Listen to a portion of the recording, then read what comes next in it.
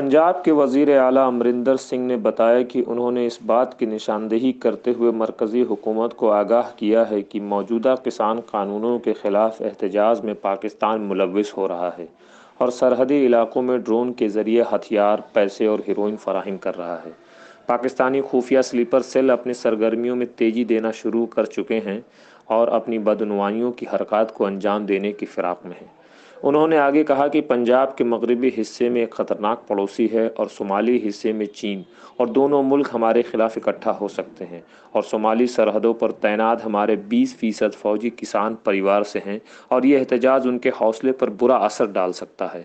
ہمیں اس مسئلے کا جلد سے جلد حل نکالنا ہوگا۔ انہوں نے آگے کہا کہ ہمیں اخبارات کی سرخیوں کے انتخاب میں محتاط ہونا چاہیے تاکہ مخالف طاقتیں غلط استعمال نہ کر سکیں اور فوجیوں کے حوصلے کو توڑنے میں کامیاب نہ ہونے پائیں۔